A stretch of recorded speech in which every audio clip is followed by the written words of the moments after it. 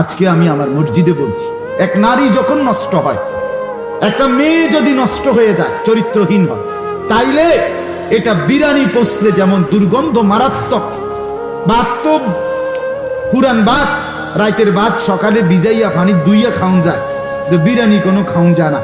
বিরানি যেমন পচে দুর্গন্ধ, এলাকার থেকে এটা সরাইতে হয় বিরানির কোটলা। কোন মেয়ে, কোন নারী এটা যদি নষ্ট হয়, চরিত্রহীন হয়, খোদার কসম একটা এলাকা, একটা সমাজের শত শত যুবক শেষ, সমাজ শেষ, এলাকা শেষ, পয়চা গল্লা, এটা দুর্গন্ধে পুরো সমাজ নষ্ট করে দেয়। নারী যখন হিংসুটে হয়, নারী যখন ঝগড়াটে হয়, নারী যখন নিকৃষ্ট হয়, চরিত্রহীন হয়, বিশ্বাস করেন এটা পুরা সমাজ নষ্ট করে দেয়, পুরা ঘর শেষ করে।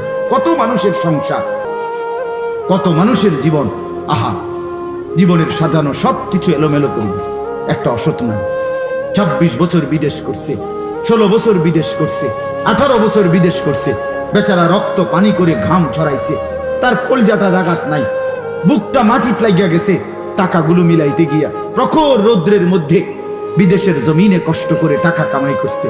কিন্তু অসৎ নারী যদি হয়ে বিবি, তাইলে আইসা দেখবে 18 বছর পরে কিচ্ছু নেই, 20 বছর পরে কিচ্ছু নেই।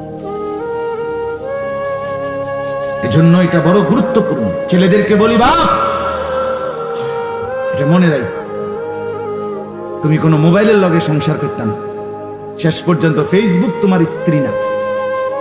বন্ধু, মনে রাখো এই দোস্তের কথা, আমি খোলামেলা বললাম ছেলেদেরকে, যারা অবিবাহিত বাপ, ফেসবুকের নর্তকী তোমার স্ত্রী হবে না, ইউটিউবের নর্তকী না।